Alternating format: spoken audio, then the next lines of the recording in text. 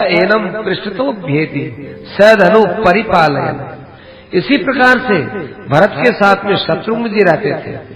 शत्रुघ्न जी को तो भरत जी को तो शत्रुघ्न प्राणों से भी ज्यादा प्यारे लगते थे। ऐसे चार भाई और दो आपस में बटे हुए थे। इनका आपस में इस प्रकार का व्यवहार सबको बहुत अच्छा लगता था। इन चारों भाइयों में समय पर इनको लज्जा आती थी और ये जो है बड़े सौम्य प्रकृति से खेलते थे। बाल्यकाल का इनका जो खेलना, दौड़ना, खिलखिलाना, ये सबको बड़ा सौम्य लगता था, अच्छा लगता था। स्वाभाविक इनकी बाल क्रीड़ाएं होती थी। वे सदाई अपने पिताजी की सेवा करते थे।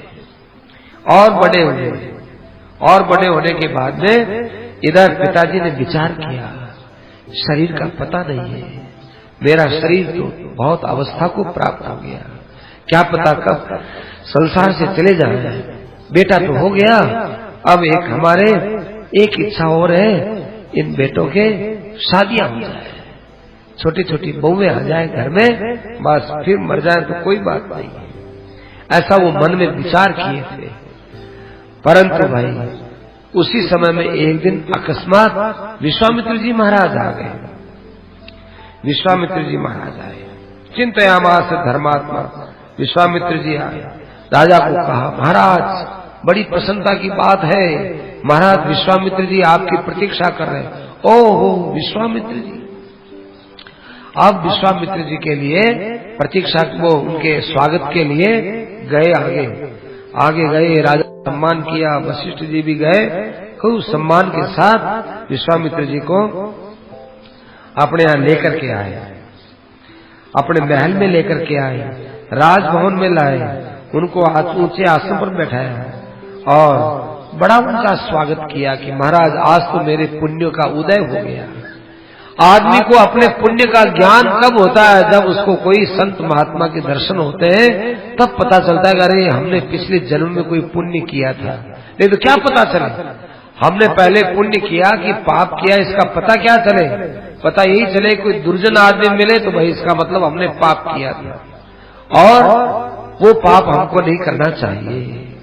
सज्जन मिले, महापुरुष मिले तो फिर तो कहना ही क्या है। तो महाराज मुझे अब पता चला कि मैंने कोई पुण्य का काम किया है। क्यों? तभी तो आप जैसों के दर्शन होते हैं। महाराज बड़ी कृपा किया। वो बोलिए, आप सब प्रसन्न तो हैं? जहां भी हैं आप प्रसन्न हैं? विश्वामित्र जी मुस्कुरा कर कहने लगे, महाराज हम तो प्रसन्न हैं, आप कैसे हैं? आपके राजा में, आप प्रजा में, आपके मंत्रियों में, आपके कोष में, आपके भाई बंधुओं में सब प्रकार से आप कुशल पूर्वक तो हैं, कोई राज्य में अमंगल तो नहीं है, सब आनंद ही आनंद है। देखो महाराज आपने बहुत बड़ा बड़ा यज्ञ किया है, उस यज्ञ के द्वारा आपने बहुत बड़ा नाम कमाया है। वशिष्ठ जी महाराज जैसे ऋषि आपके पास में विराजमान है, उनके निर्देशन में आप चलने वाले हैं, अतः आपके जीवन में अच्छे कर्म क्यों नहीं होंगे? जरूर होंगे।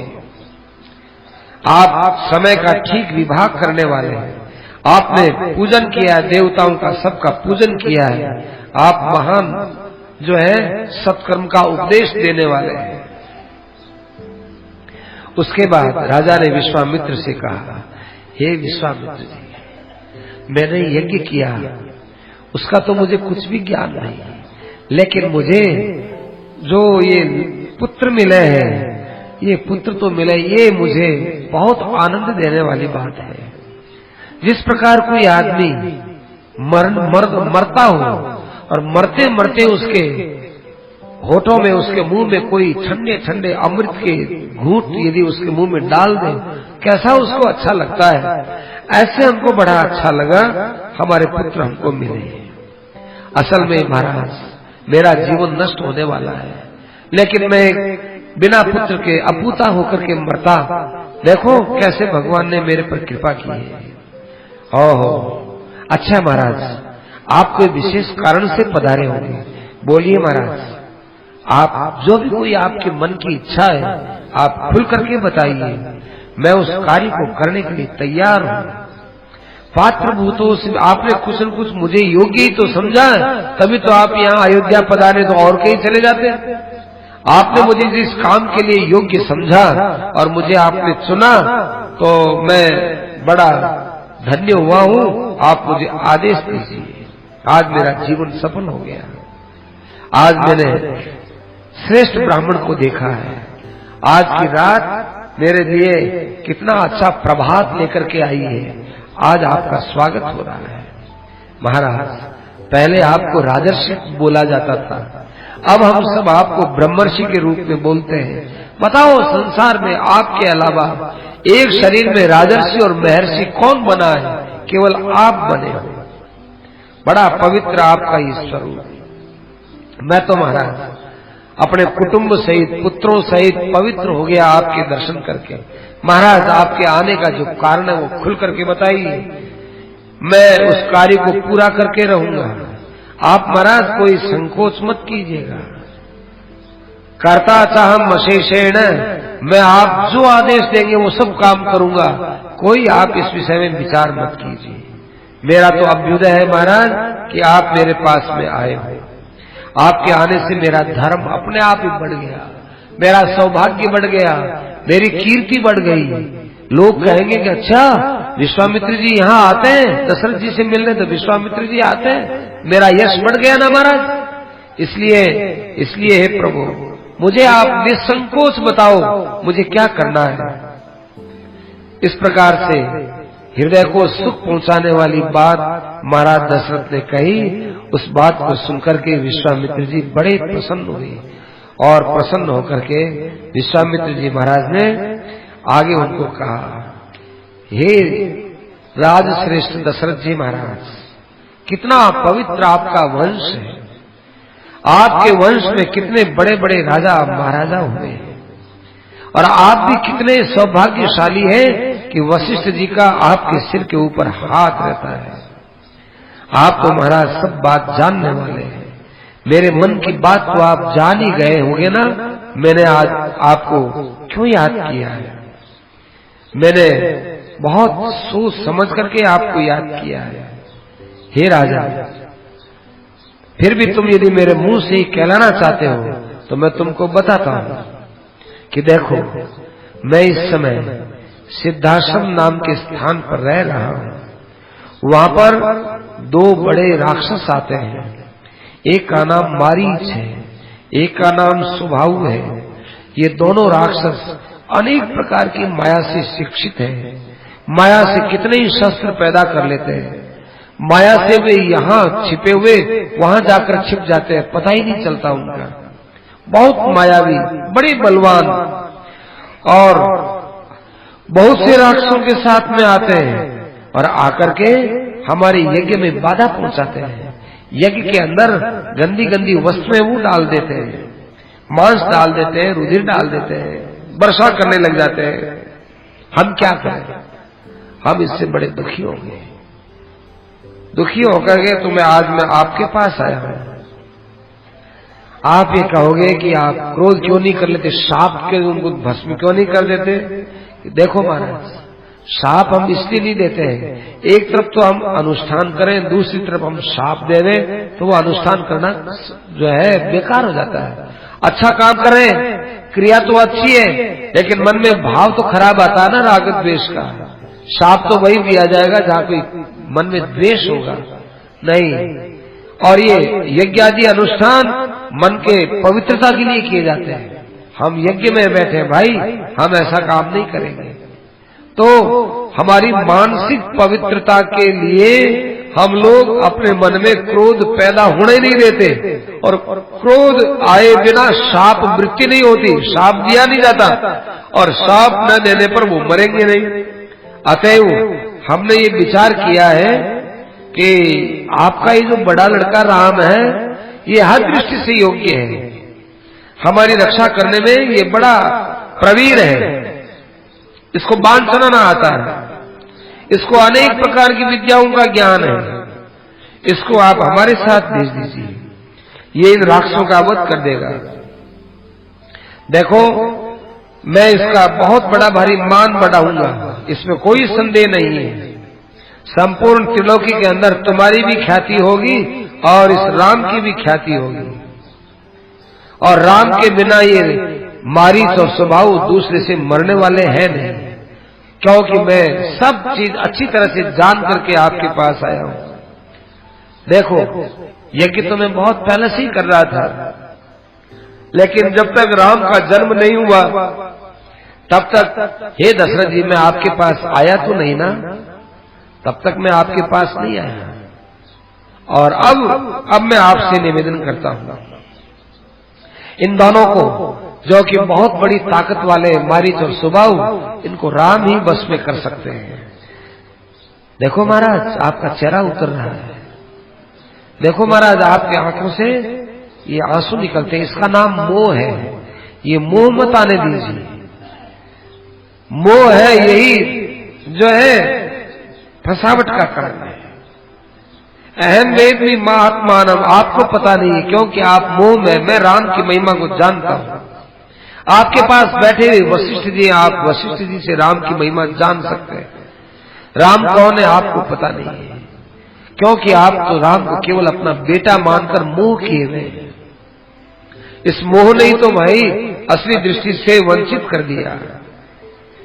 यदि ते धर्म लाभम तो यशश्च परमम भूमि, यदि आपको इस संसार में जीते जी और मरने से पहले पहले यश प्राप्त करना हो, धर्म लाभ प्राप्त करना हो, तो आप राम को निसंकोच मेरे साथ भेजिए। मेरे पर विश्वास तो कीजिए आप राम का। अच्छा, यदि आपको मेरे पर विश्वास नहीं हो तो वशिष्ठ जी से एकांत में बात कर लो। आप अपने मंत्रिमंडल को बुला करके उनसे विचार विमर्श करके और फिर मेरे को बता देना। मैं राम का किसी प्रकार से अहित नहीं करने वाला हूं। अभिप्रेतम असंसक्तम आत्मादम दातुम अर्हसि, मैं जानता हूं कि राम के साथ में आपका बहुत प्रेम है, और मैं ये जानता हूं कि राम का किसी में भी मोह नहीं है। अतएव आप राम को एक बार मुंह से रहित होकर देख करके मेरे हाथ में सुपर्द कर दीजिए। 10 दिन की बात है, 10-12 दिन में मैं वापस ला करके आपको राम को सौंप दूंगा। आप जल्दी कीजिए, समय मत जाने दीजिए। और आज ही मैं राम को ले जाने के लिए आया हूं, मेरे साथ आप राम को विदा कर दीजिए। बड़ी धर्म की बात विश्वामित्र जी ने कही। विश्वामित्र जी ये बात बोल करके चुप हो गए। अब दशरथ जी महाराज वहां पर बैठे बैठे लंबी लंबी सांस लेने लगे, और जो है दशरथ जी महाराज थोड़े गर्दन लटका दिए। दशरथ जी महाराज ये संज्ञा शून्य हो गए, बेहोश से हो गए। दशरथ जी की ये दशा देखी, दशरथ जी भयभीत हो गए। वो परशुराम जी को, ये विश्वामित्र जी को ज्यादा कहना भी नहीं चाहते थे, लेकिन अब क्या करें, इधर राम का प्रेम है, उधर विश्वामित्र जी का आदर है। विश्वामित्र जी के सामने इतनी बात भी कही है, क्या करें, वो तो बेचारे व्यथित मना हो गए। विश्वामित्र की बातें सुनकर के और नरश्रेष्ठ नृपश्रेष्ठ दशरथ जी ने विश्वामित्र जी से कहा, हे विश्वामित्र जी महाराज, राम तो अभी बच्चा है, अभी तो इसको पूरे 16 वर्ष भी नहीं आए हैं, थोड़ा सी छोटी सी तो उम्र है, इसने कभी किसी के साथ युद्ध किया नहीं है। हमारे अयोध्या पर तो किसी ने आक्रमण किया नहीं। अतएव न तो ये युद्ध को जानता है, न ये शस्त्र अस्त्र जानता है। एक काम करो महाराज, मेरे पास एक अक्षौहिणी सेना, उसको लेकर के आप जाओ, उसको मैं आपके साथ में लेकर चलता हूं, सेना लेकर चलता हूं। मेरे को कई प्रकार के शस्त्र चलाने आते हैं, वो कितने ही मायावी राक्षस इधर उधर छिप जाएंगे तो भी उनको प्रकट करने के मेरे पास शस्त्र है, मैं चलता हूं। महाराज, इन्हें शूरा विक्रांता, मेरे पास में जो ये शूरवीर सेना है, ये मामूली नहीं है, संसार में इनका कोई मुकाबला करने वाला नहीं है। मैंने सदा इस सेना के भरोसे अपने राज्य में सुरक्षा देखी है। मैं स्वयं युद्ध करूंगा, जब तक वे दोनों मर न जाएंगे मैं युद्ध करूंगा, और जब तक वे मुझे मार न देंगे तो युद्ध करूंगा। मुझे अयोध्या से मोह नहीं है, मुझे और किसी से मोह नहीं, मुझे राम से मोह है कि राम बेचारा युद्ध करना जानता नहीं। मैं लड़ूंगा, मैं मरूंगा, आपका तो यज्ञ पूरा करवा दूंगा। हे विश्वामित्र जी, आपको तो यज्ञ से मतलब है। अहम तत्र गमिष्यामि न रामम नेतुम अर्हसि, मैं चला जाऊंगा, आप राम को ले जाने की बात मत कीजिए। बालक है, शास्त्र और शस्त्र दोनों को जानता नहीं है, ये बल और अबल को भी नहीं जानता, कितना बल है, कितना मेरे पास में बल नहीं है, शत्रु के पास कितना बल है, कितना उसके पास में कमी का है, ये सब चीजें जानता नहीं है। और राक्षस लोग होते हैं वो तो बड़े कपटता से युद्ध करते हैं। उस कपटता के अंदर युद्ध करने वाले राक्षस के सामने ये राम मेरा ठहरने वाला नहीं है। हे मुनि श्रेष्ठ, मैं आपसे बात प्रार्थना करता हूँ, आप मेरा जीवन यदि देखना चाहते हो तो राम को मेरे से अलग मत करो, आप चतुर्मुखी सेना ले जाओ।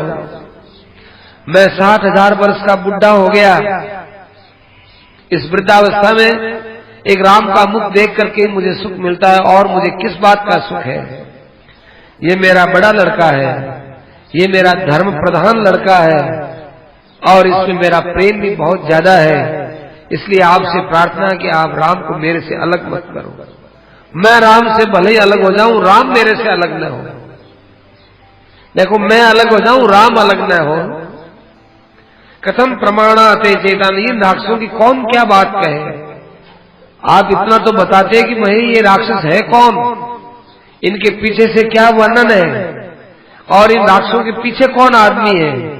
क्योंकि राक्षस ये अपने आप अपनी शक्ति से काम नहीं करते, इनके साथ में कोई न कोई बड़ा शक्तिमान और कोई होना चाहिए, जिसके पीछे मारीच और सुबाहु इतनी उछल कूद करते हैं।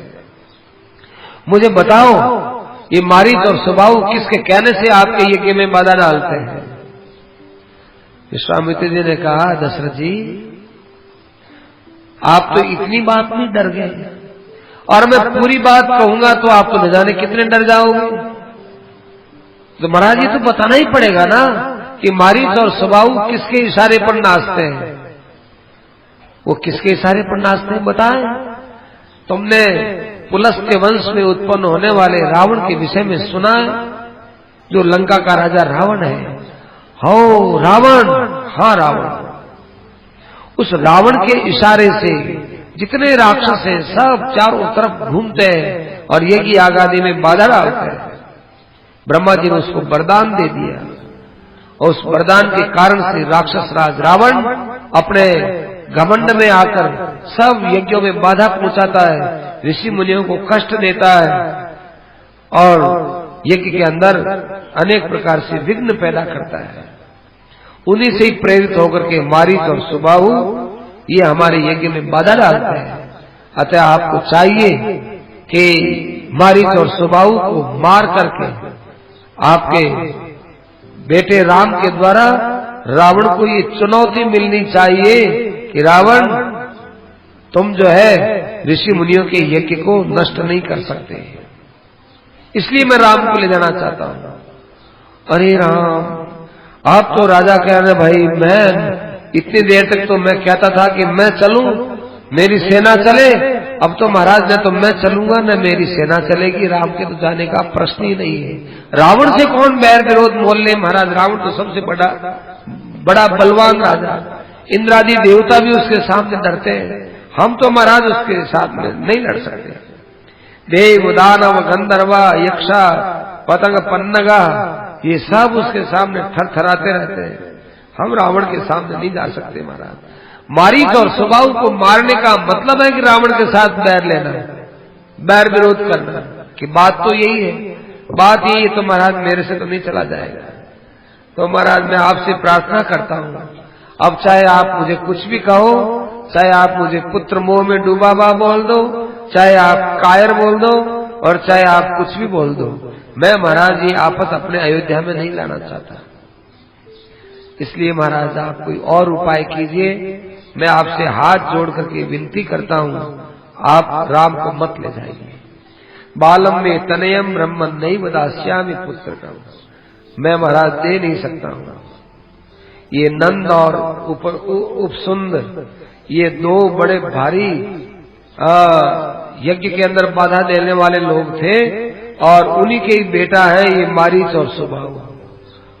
सुबाहु के बाप का नाम था सुनंद, उसी का ही तो ये है ना लड़का, हाँ उसी का लड़का। नहीं महाराज, मैं तो आपको लंबे लंबे हाथ जोड़ता हूँ। मारीच और सुबाहु दोनों रावण के द्वारा शिक्षित हैं। मैं महाराज किसी प्रकार से खतरा मोल लेना नहीं चाहता हूँ। आपको हाथ जोड़ के पहले ही बोल देता हूँ ताकि आपको आगे मेरे से आशा ही न रहे। राजा ने कहा। राजा ने जब ये बात कही, विश्वामित्र जी महाराज सोचने लगे कि क्या करना चाहिए। विश्वामित्र जी महाराज अब सोच रहे हैं, वशिष्ठ जी महाराज हैं, वो थोड़ी राजा से कान में कुछ बात कहना चाहते हैं। अब भाई विश्वामित्र जी का आगे राम जी के दशरथ जी के साथ जो संवाद होगा वो बीच के मध्यम विश्राम के बाद आगे की कथा। वाल्मीकि रामायण का प्रसंग अपने लोगों को सुनने को मिल रहा है। विश्वामित्र जी महाराज ने दशरथ जी से 10-15 दिन के लिए भगवान श्री राम को मांगा और बता दिया कि मारीच और सुबाहु के द्वारा जो यज्ञ में बाधा पहुंचती है, उन दोनों को मारने के लिए हम राम की आवश्यकता समझते हैं। दशरथ जी महाराज इस बात को सुनकर मूर्छित से हो गए। दशरथ जी का इस प्रकार सामने ये प्रतिज्ञा की थी कि जो आपका आदेश होगा उस आदेश का मैं पालन करूंगा, लेकिन आप अपने रघुवंश की परंपरा के विपरीत कार्य कर रहे हैं और मेरे आदेश का आप पालन नहीं कर रहे हैं। मुझे वचन देकर के भी आप अपने वचनों से मुकर रहे, मना कर रहे हैं। ठीक है, मैं तो जैसे आया था वैसा ही चला जाऊंगा, लेकिन आज मैं इस बात को अपने मन में लेकर जाऊंगा कि दशरथ जी महाराज ने अपनी प्रतिज्ञा को तोड़ दिया है। यदि आप इस मोह के अंदर सुखी रहना चाहते हो तो आपकी मर्जी की बात है। इस प्रकार परम बुद्धिमान महर्षि विश्वामित्र के कुपित हो जाने पर देवताओं में भय छा गया। पृथ्वी के ऊपर कंपन हो गया, पृथ्वी में कंपन हो गया। सब प्रकार से सारा संसार भयभीत होने लगा। वशिष्ठ जी महाराज ने बड़े प्रेम के साथ दशरथ जी को समझाते हुए कहा कि हे महाराज, आप इक्ष्वाकु वंश की कीर्तिधर हैं, आप धैर्यवान हैं, आपको अपने यहाँ आए हुए ऋषि के सामने की हुई प्रतिज्ञा को तोड़ना नहीं चाहिए। संपूर्ण त्रिलोकी में इस बात की आपके लिए महिमा है कि आप बड़े धर्मात्मा हैं और आपने धर्म के द्वारा राम को प्राप्त किया है। आज आप राम के मोह में आकर एक ऋषि को दिए हुए वचनों से आप हट रहे हैं, यह उचित नहीं है। एक बात के लिए मैं आपको विश्वास दिला दूं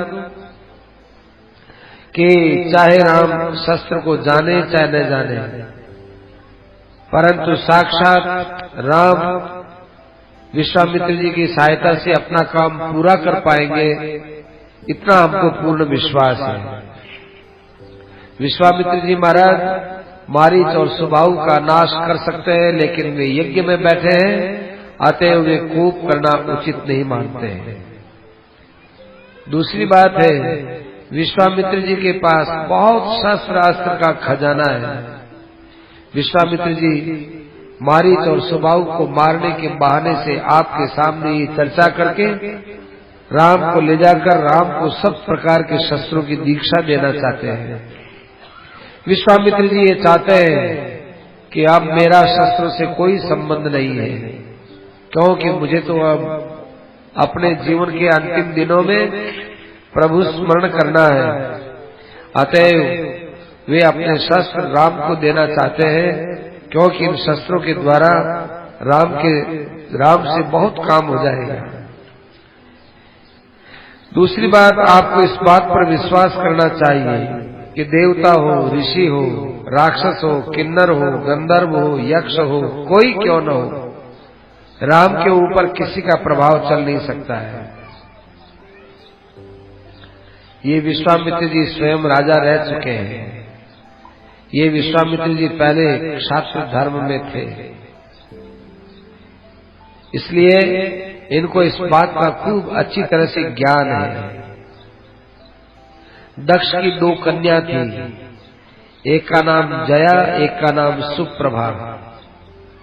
इन दोनों से अनेक प्रकार के शस्त्रों का जन्म हुआ है और वो शस्त्र आज विश्वामित्र जी के पास सुरक्षित है।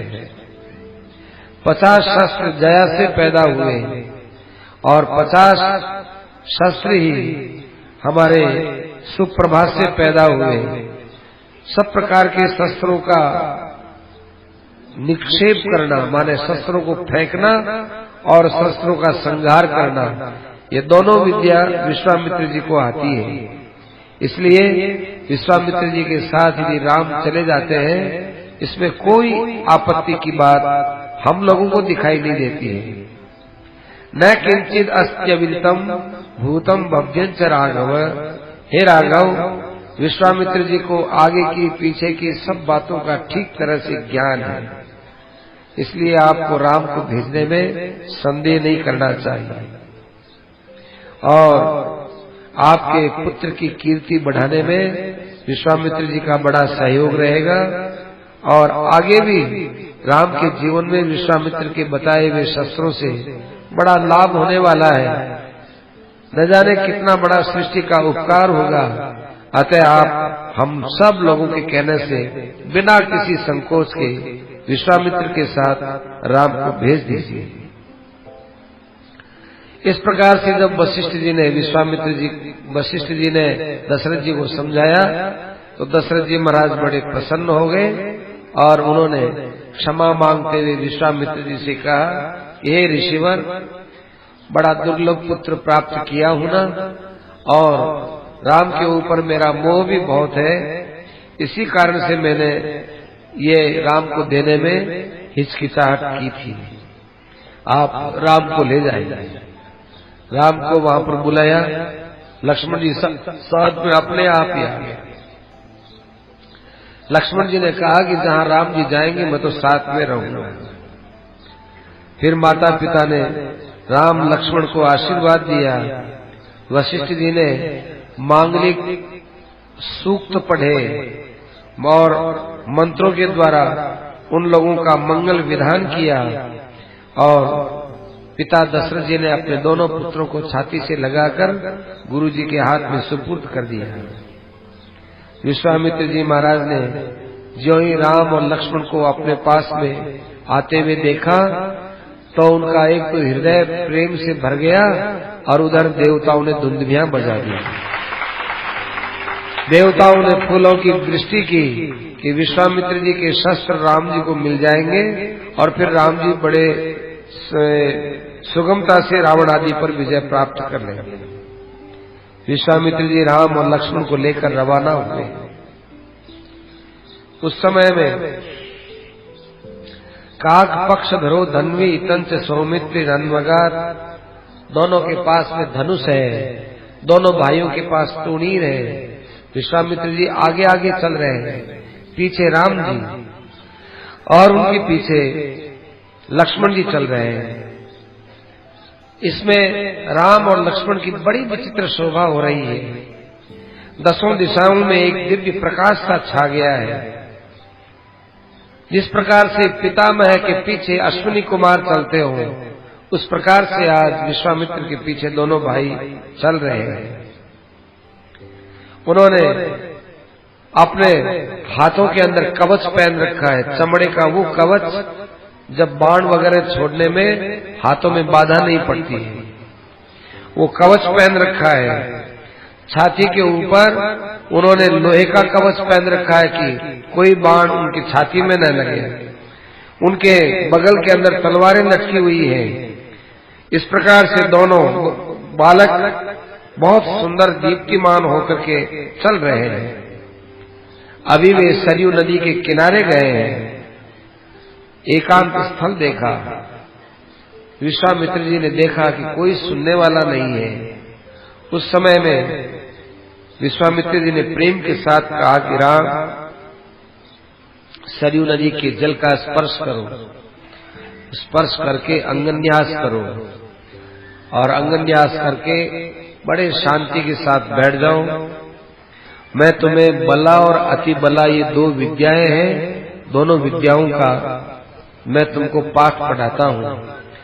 जिसको बला और अबला, बला और अति बला, इन दोनों का ज्ञान हो जाता है, वह योद्धा कभी भी एक तो परिश्रम के द्वारा थकावट नहीं महसूस करता, कितना ही काम करो नहीं, उसमें बुखार नहीं आता, उसके शरीर की कांति बिगड़ती नहीं, वो सोता भी रहे तो भी शत्रु उसका बिगाड़ नहीं कर सकते। और उसके समान संसार में कोई दूसरा योद्धा बराबरी का दिखाई नहीं देता है। त्रिलोकी के अंदर बला और अबला को धारण करने के पश्चात सबसे बड़े विजेता के रूप में प्रसिद्धि हो जाती है। तुम्हारे सौभाग्य में, तुम्हारे स्वभाव में, तुम्हारे ज्ञान में, तुम्हारे चरित्र में बहुत जो है विलक्षणता बला और अबला, बला और अति बला विद्या से आ जाएगी।